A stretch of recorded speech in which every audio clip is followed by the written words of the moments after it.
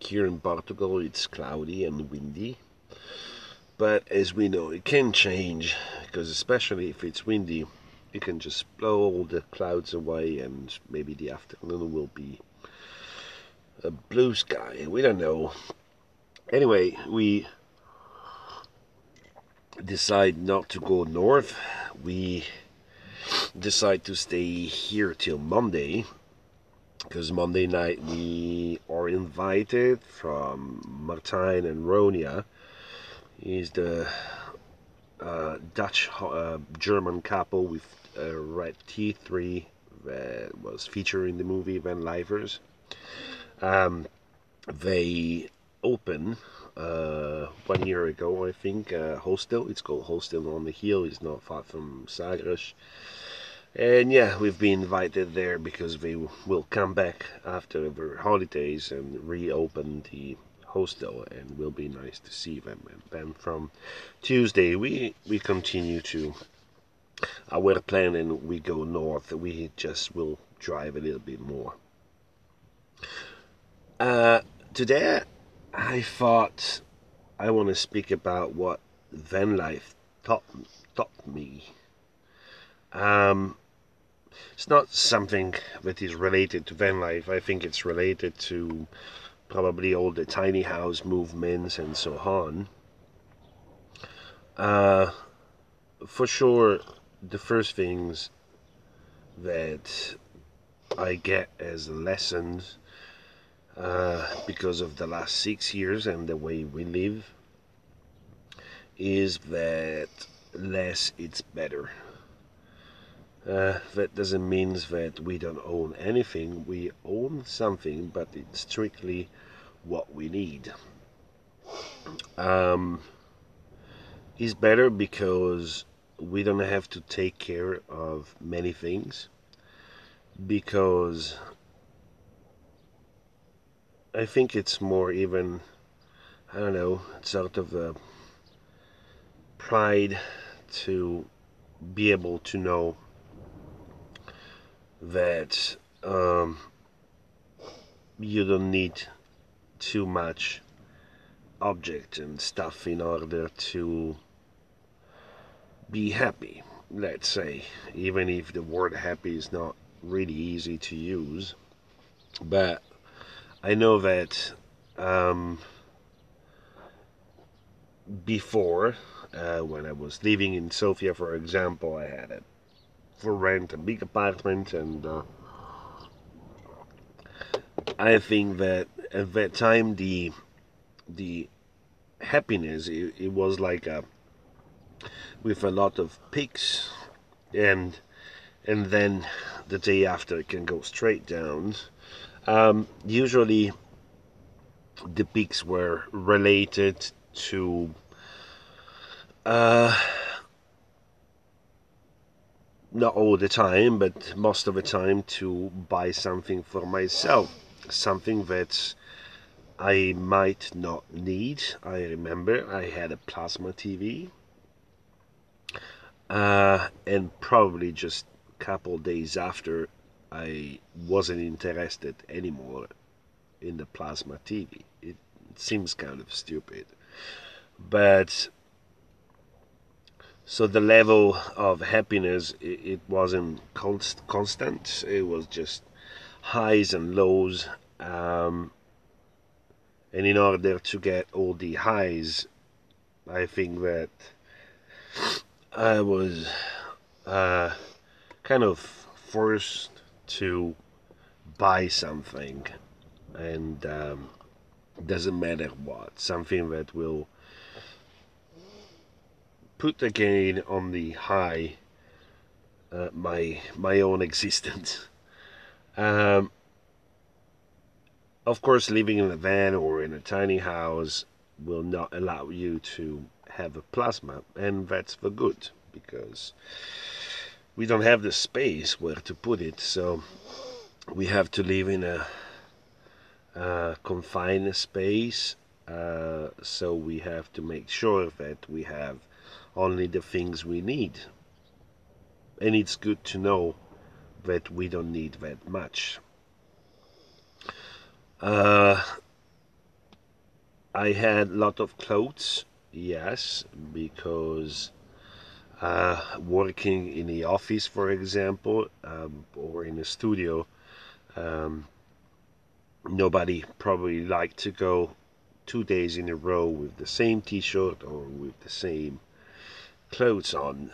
Um, Not because we don't like, but mostly because of the people um, that will be in the office and can judge you because, oh, it's the same t-shirt like yesterday's.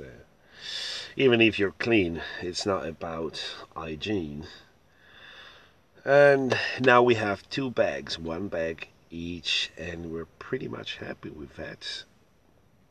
We don't have to dress up for anybody else.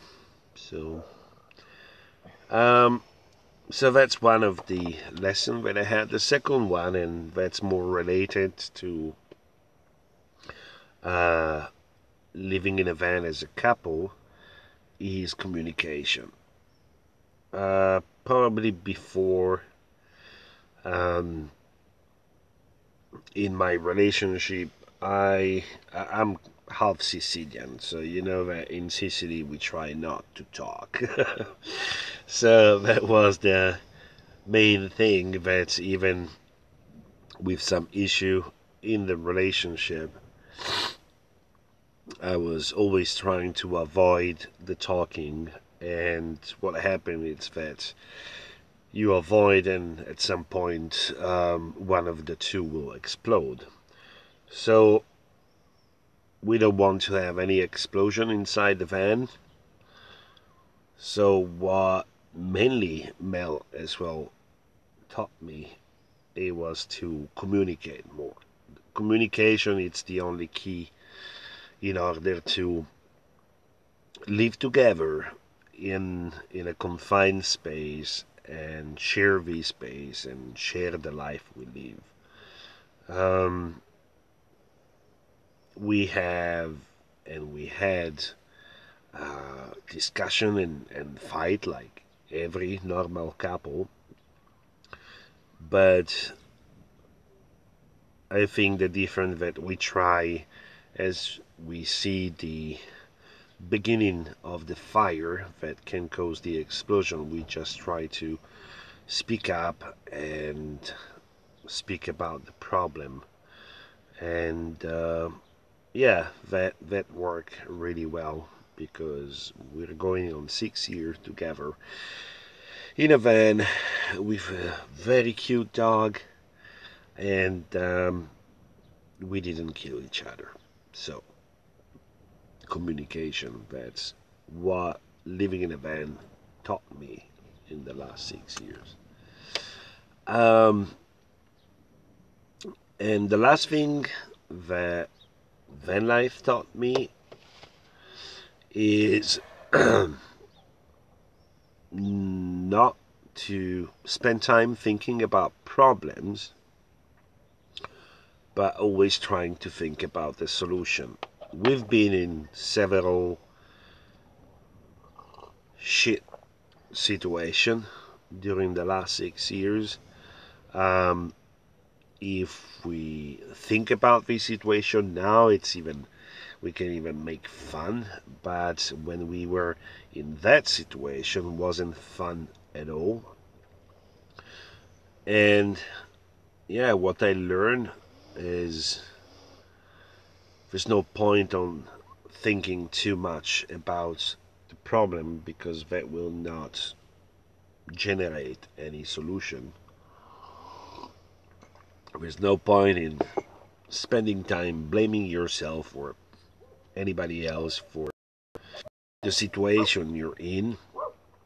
And there's it's better just to focus, and especially in two, maybe as a couple sometimes was more easy because we can deal with one problem and have two brains thinking about the solution. So that was um, probably more easy than people that travel alone, for example. Uh,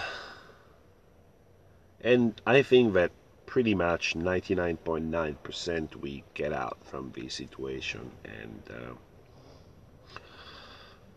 was good.